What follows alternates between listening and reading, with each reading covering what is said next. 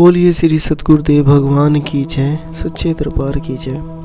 गुरु प्यारे साधकों, जो मैं आज आप सबके लिए ये अनुभवों की श्रृंखला लेके आया हूँ ना, ये अनुभव तो है ही, पर ये अंतः अनुभव नहीं है, ये बाहर के अनुभव हैं। यानी एक तरह से हम इनको श्री आशुतोष चरित्रामृत कह सकते हैं। यानी गुरु महाराज जी के जो अपने शिष्यों को, अपने सेवकों को प्रत्यक्ष अनुभव कराए जाते हैं ना, ये वो हैं। तो बिना किसी देरी के मैं तो यही कहता हूँ कि चलिए स्टार्ट करते हैं। पर आप इनको ना पूरा ज़रूर श्रवण किया करें, ताकि जब आप इनको पूरा श्रवण करते हैं ना, तो एक अलग ही वाइब लेके आते हैं आपके जीवन के अंदर। कुछ ऐसा भर देते हैं ना आपके जीवन के अंदर जो आप सोच भी नहीं सकते। महाराज जी के लिए वो भाव वो आप महसूस किया करें अपने अंतर से, अपनी आत्मा से। आंखें जब भी इन अनुभवों को आप सुना करें ना, इनको खुली आंखों से नहीं, इनको आंखें बंद करके सुना करें। एक तस्वीर चलती है ना जो साथ साथ में, महाराज जी ऐसे, महाराज जी ये, महाराज जी वो, तो उसका एक अलग ही वाइब होती है उसकी।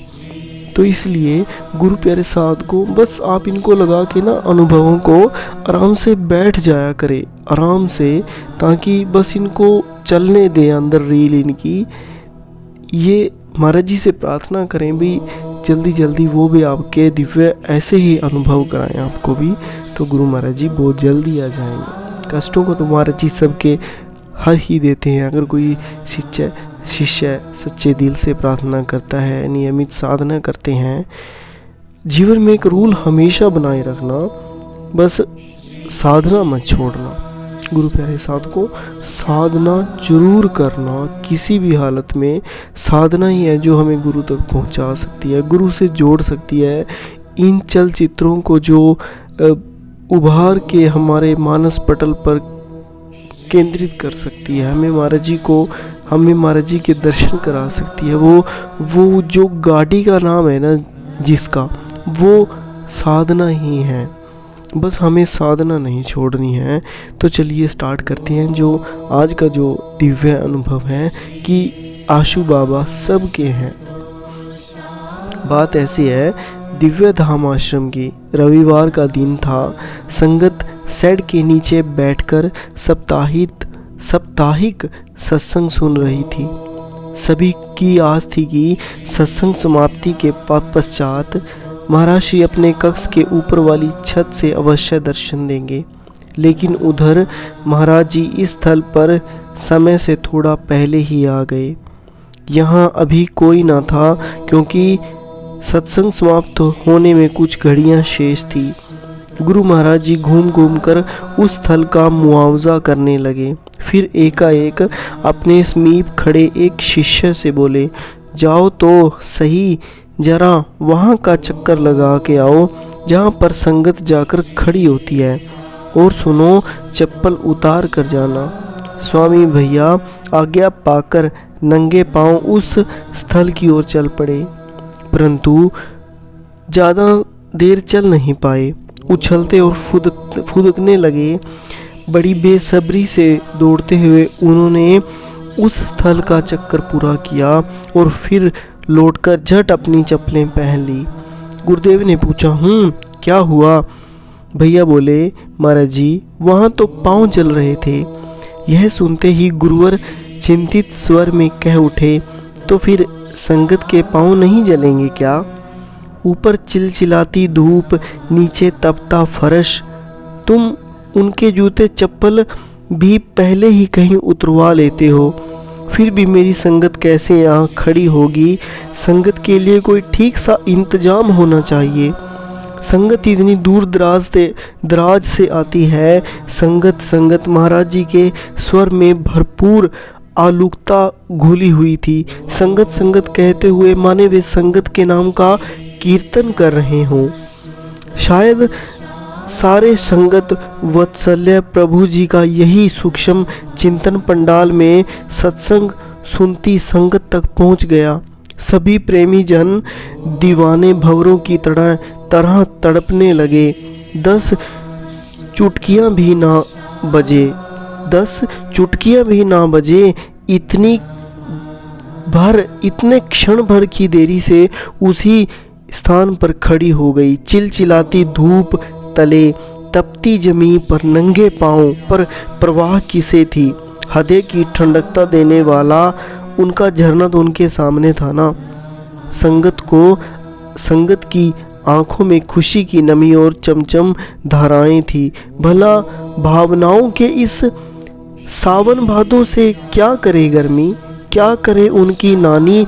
और फिर भी कोई शरीर के स्तर पर हो तो उस भूख प्यास उसे गर्मी सताए कि अगर कोई स्थिर शरीर के स्तर पर हो, क्योंकि जब हम गुरु महाराज जी को देखते हैं तो हमारी आत्मा कृतज्ञ हो उठती है।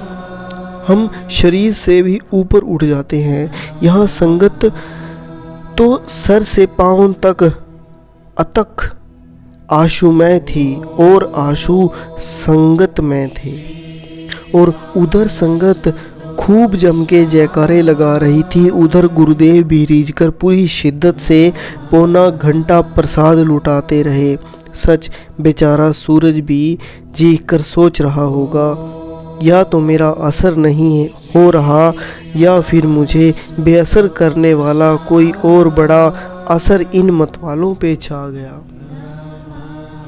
गुरु प्यारे साधकों, इस अनुभव के माध्यम से हमें क्या शिक्षा मिली, क्या हमने ग्रहण किया कि कई बार साधक सोचते हैं कि गुरु महाराज जी तो रूम में बैठे हैं, गुरु महाराज जी तो शायद ही संगत के बारे में सोचते होंगे, पर ऐसा कुछ नहीं है। गुरु प्यारे साधकों, गुरु महाराज जी भी अपनी संगत से उतना लगाव करते हैं जितना एक पिता अपने पुत्र से करता है। गुरु महाराज जी भी अपनी संगत से उतना ही वात्सल्य रखते हैं अपने शिष्यों के प्रति जितना एक माँ अपनी बेटी के प्रति रखती है। गुरु प्यारे साधकों कि कैसे उन्होंने स्वामी जी को कहा कि जरा देख के आओ भी मेरी संगत इस तपते फर्श पर कैसे घूमती है। गुरु का प्रेम अनंत हुआ करता है। कहते हैं कि जब माँ तो केवल हमें 9 मंथ तक महीने तक अपने पेट में रखती है, पर गुरु तो जिस दिवस से हमें ब्रह्म ज्ञान देते हैं तब से अपने हृदय में स्थिर रखते हैं। इसीलिए गुरु प्यारे साधकों, गुरु का भी बलिदान एक शिष्य के लिए कम नहीं होता। बेशक शिष्य अपने आप को जो मर्जी समझता रहे, पर एक गुरु भी शिष्य के लिए उतना ही तड़पा करता है जितना शिष्य गुरु के लिए तड़पता है। एक छोटा सा अनुभव इसी श्रृंखला का एक और हम श्रवण करेंगे कि आशीर्वाद की बहार। बताते हैं कि उस दिन गुरु महाराज जी सुबह से ही खोए खोए बैठे थे। दूर आसमान में एकटक निहार रहे थे। एकाएक वे उसी मुद्रा में कह उठे, आशीर्वाद आशीर्वाद आशीर्वाद। नीचे चरणों में बैठे स्वामी जी ने सोचा कि गुरुदेव आशीर्वाद दे रहे हैं तो प्रणाम कर लूं। वे दंडवत लेट गए, परंतु गुरुदेव के आशीषों की यह बहार अचानक मुझ पर क्यों उमड़ी, उनके लिए यह प्रश्न बन गया था। और उसी शाम अवसर पाते ही उन्होंने गुरु महाराज जी से पूछ लिया। गुरुदेव ने जोर से ठहाका लगाकर हंसे, फिर बोले, वो आशीर्वाद यहाँ से मीलों दूर बैठे मेरे एक शिष्य के लिए था जो एक चुनौतीपूर्ण सेवा करने जा रहा था और मुझसे प्रार्थना कर रहा था। यह सुन स्वामी जी से हंसते बना न रोते, क्योंकि उन्हें यह समझ आ गया कि हृदय के तार जोड़कर यदि आप मीलों दूर से भी गुरुदेव को प्रणाम करोगे तो वे आशीर्वाद दिए बिना नहीं रह सकते। ये इस युग की बात नहीं है, ये युगांतरों से होता आता आया है। जब एक शिष्य ने मनों के गहराई से गुरुदेव से प्रार्थना की है, तब तक वो प्रार्थना गुरुदेव तक पहुंची भी है। हमने भी काफ़ी बार गुरु महाराज जी से सुना है कि इस ब्रह्मांड के अंदर सबसे तेज वस्तु क्या है, जिसकी गति मन से भी ज़्यादा है, वो होती है प्रार्थनाओं की गति। हमें भी गुरुदेव से प्रार्थना करनी चाहिए। गुरु महाराज जी कहा भी करते हैं कि एक शिष्य को अपने गुरु से सदैव प्रार्थनाओं से जुड़ना चाहिए, साधना से जुड़ना चाहिए, तभी वो शिष्य वहाँ तक पहुँच पाता है, गुरु तक पहुँच पाता है। तो गुरु प्यारे साधकों, आज की श्रृंखला को मैं यही समाप्त करता हूँ। मिलते हैं कल फिर एक नई श्रृंखला के साथ, जो आपके जीवन में एक नई प्रेरणा, नया उत्साह दे के जाए और आपको गुरु महाराज जी से जोड़ दे। इसी के साथ मैं आज के इस दिव्य अनुभव को यही समाप्त करता हूँ। तो बोलिए श्री सद्गुरुदेव भगवान की जय, सच्चे दरबार की जय।